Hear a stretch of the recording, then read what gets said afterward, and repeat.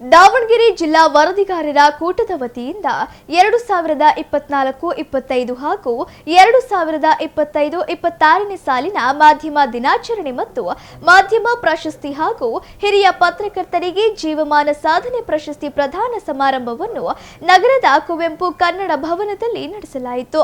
ಶ್ರೀಶೈಲ ಜಗದ್ಗುರು ಪೀಠದ ಡಾಕ್ಟರ್ ಚನ್ನಸಿದ್ದರಾಮ ಪಂಡಿತಾರಾಧ್ಯ ಶಿವಾಚಾರ್ಯ ಸ್ವಾಮೀಜಿ ಅವರ ದಿವ್ಯ ಸಾನ್ನಿಧ್ಯದಲ್ಲಿ ನಡೆದ ಕಾರ್ಯಕ್ರಮವನ್ನು ಹರಿಹರ ಶಾಸಕ ಬಿಪಿ ಹರೀಶ್ ಉದ್ಘಾಟಿಸಿದರು. ನಂತರ ಮಾತನಾಡಿದ ಅವರು, ಪತ್ರಕರ್ತರ ವೃತ್ತಿ ಅತ್ಯಂತ ಸವಾಲಿನದ್ದಾಗಿದ್ದು ಕೆಲವರ ಜೀವನ ಕಷ್ಟಕರವಾಗಿದ್ದರೂ ಅದನ್ನು ಹೊರಗೆ ತೋರಿಸಿಕೊಳ್ಳದೆ ಕರ್ತವ್ಯ ನಿರ್ವಹಿಸುತ್ತಾರೆ. 24x7 ಸುದ್ದಿವಾಹಿನಿಗಳ ಯುಗದಲ್ಲಿ ಪತ್ರಿಕೋದ್ಯಮ ಮತ್ತಷ್ಟು ಸವಾಲಿನದ್ದಾಗಿದೆ. ಇತ್ತೀಚಿನ ದಿನಗಳಲ್ಲಿ ಸಾಮಾಜಿಕ ಜಾಲತಾಣಗಳಲ್ಲಿ ಸುದ್ದಿಗಳು ಕ್ಷಣಾರ್ಧದಲ್ಲಿ ಹರಿದಾಡುತ್ತಿದ್ದರೂ ಪತ್ರಿಕೆ ಓದುವ ಅಭ್ಯಾಸದ ಮೌಲ್ಯ ಕಡಿಮೆಯಾಗಿಲ್ಲ ಎಂದು ಹೇಳಿದರು. ತಂತ್ರಜ್ಞಾನ ಮತ್ತು ಮಾಧ್ಯಮಗಳು ಎಷ್ಟೇ ಮುಂದುವರೆದರೂ ರೇಡಿಯೋ ಕಾಲದ ಅನುಭವ ಹಾಗೂ ಪತ್ರಿಕೆ ಓದುವ ಸಂತೃಪ್ತಿಗೆ ಪರ್ಯಾಯವಿಲ್ಲ.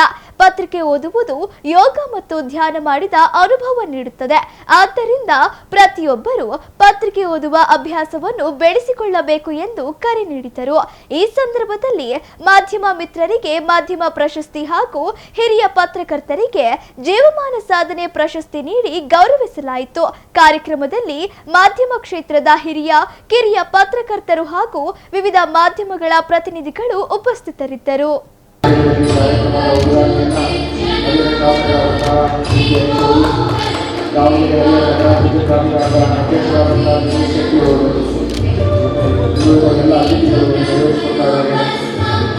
ಈ ಒಂದು ಕಾರ್ಯಕ್ರಮ ಬಹಳ ಅಚ್ಚುಕಟ್ಟಾಗಿ ಬಹಳ ವರ್ಷಗಳಿಂದ ಪತ್ರಿಕಾ ರಂಗದ ಸೇವೆಯನ್ನು ಮಾಡಿದಂಥ ಹಿರಿಯರಿಗೆ ಗೌರವಿಸ್ತಕ್ಕಂಥದ್ದು, ಅದರ ಜೊತೆ ಶ್ರೇಷ್ಠ ಪತ್ರಕರ್ತರಿಗೆ ಸನ್ಮಾನ, ಈ ಎಲ್ಲವುಗಳನ್ನು ಶ್ರೀ ಶ್ರೀ ಶ್ರೀ ಡಾಕ್ಟರ್ ಚನ್ನಸಿದ್ದರಾಮ ಪಂಡಿತಾರಾಧ್ಯ ಸ್ವಾಮಿಗಳವರ ಒಂದು ಆಶೀರ್ವಾದವನ್ನು ಪಡಿಸುವುದರ ಜೊತೆಗೆ ಅರ್ಥಪೂರ್ಣವಾಗಿ ಈ ಕಾರ್ಯಕ್ರಮವನ್ನು ನಾವು ನಡೆಸ್ತಾ ಇದ್ದೀವಿ. ಧನ್ಯವಾದಗಳು. ಬಹಳ ಕಷ್ಟದ ಒಂದು ವೃತ್ತಿ ಇದು. ನೋಡೋರಿಗೆ ಭಾಳ ಚೆನ್ನಾಗಿ ಕಾಣುತ್ತೆ. ಪತ್ರಕರ್ತರು ಅಥವಾ ದೂರದರ್ಶನ ಅಂದ ತಕ್ಷಣ ಬೆಂಗಳೂರಿನಲ್ಲಿ ಒಳ್ಳೆಯ ಆದಾಯ ಬರ್ತಕ್ಕಂಥ ಚಾನಲ್ನಲ್ಲಿ ನಡೆಸ್ತಕ್ಕಂಥವ್ರಿಗೆ ಬರ್ತದೆ. ಆದರೆ ಅವರಿಗೆ ಸಹಕಾರ ನೀಡ್ತಕ್ಕಂಥ ಎಲ್ಲರಿಗೂ ಕೂಡ ಆ ಒಂದು ಅವಕಾಶ ಇರೋದಿಲ್ಲ. ಬಹಳಷ್ಟು ಕಷ್ಟದಿಂದ ಜೀವನವನ್ನು ನಡೆಸಬೇಕಾಗಿರ್ತದೆ.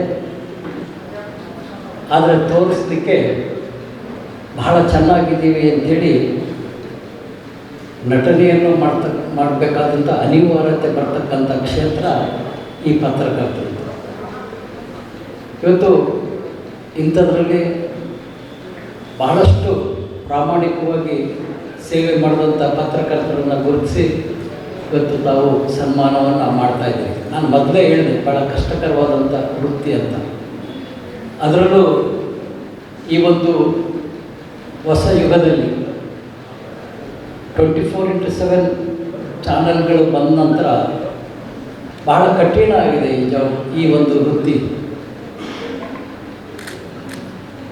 ಪತ್ರಿಕೆಗೆ ಬರೆಯೋ ವರದಿಗಾರರಿಗೆ ಭಾಳಷ್ಟು ಪ್ರಚಾರ ಆದಂಥ ಟಿ ವಿಗಳಲ್ಲಿ ಬಂದಂಥ ಸುದ್ದಿಯನ್ನು ನಮ್ಮ ಪತ್ರಿಕೆಯಲ್ಲಿ ಎಷ್ಟರ ಮಟ್ಟಿಗೆ ಬರೀಬೇಕು ಅಂತಕ್ಕಂಥದ್ದು ಕೂಡ ವಿಚಾರ ಮಾಡಬೇಕಾದಂಥ ಅನಿವಾರ್ಯತೆ ಇದೆ. ಒಂದೊಂದು ಸರಿ ನಮ್ಗೆ ಅರ್ಥ ಆಗ್ತದೆ. ನಾವೇನಾದರೂ ಪತ್ರಿಕಾಗೋಷ್ಠಿಯನ್ನು ಕರೆದಂಥ ಸಂದರ್ಭದಲ್ಲಿ ನಮಗೆ ಆ ಒಂದು ಬೈಟ್ ನಮಗೆ ಬೇಕು ಅಂತಂದಾಗ ಭಾಳ ಕಷ್ಟ ಅವರಿಗೆ. ನಮಗೆ ಕೊಡ್ತಿದ್ದಾಗೆ ಈ ಸೋಷಿಯಲ್ ಮೀಡಿಯಾದಲ್ಲಿ 10 ನಿಮಿಷದಲ್ಲಿ ಪ್ರಪಂಚಕ್ಕೆ ಗೊತ್ತಾಗ್ಬಿಡುತ್ತೆ. ಮತ್ತು ಪತ್ರಕರ್ತರಲ್ಲಿ ನಮ್ಮ ಕೆಲಸ ಏನು ಅಂತಕ್ಕಂಥದ್ದು ನಿಮ್ಮ ಅಭಿಪ್ರಾಯ. ಒಟ್ಟಾರೆ ದಿನಕ್ಕೆ ಈ ಒಂದು ಸ್ಪರ್ಧಾತ್ಮಕ ಯುಗದಲ್ಲಿ ಕಷ್ಟಕರವಾಗ್ತಾ ಇರ್ತಕ್ಕಂಥದ್ದೇ ಈ ಒಂದು ಪತ್ರಿಕಾ ರಂಗ ಅಂತ ನಾನು ಭಾವಿಸಿದ್ದೀನಿ. ಆದರೆ ಒಂದು ಹೆಮ್ಮೆ ಪಡಬೇಕಾದಂಥದ್ದು ಈ ಮಾಧ್ಯಮ ಎಷ್ಟೇ ವೈಜ್ಞಾನಿಕವಾಗಿ ಮುಂದೋದರೂ ಕೂಡ ಇವತ್ತು ರೇಡಿಯೋದಲ್ಲಿ ಬರ್ತಕ್ಕಂಥ ನ್ಯೂಸನ್ನು ಏನು ಸುಮಾರು 50 ವರ್ಷಗಳಿಂದ ನಾವು ನ್ಯೂಸನ್ನು ಕೇಳ್ತಾ ಇದ್ದೀವಿ, ಆ ನ್ಯೂಸನ್ನು ಕೇಳಿದಲ್ಲಿ ಆಗ ಸಿಕ್ಕಂಥ ಒಂದು ಸಂತೃಪ್ತಿ ಸಂತೋಷ ಈ ಯಾವುದರಿಂದನೂ ಆಗಲ್ಲ ಅಂತಕ್ಕಂಥದ್ದು ನನ್ನ ಅಭಿಪ್ರಾಯ.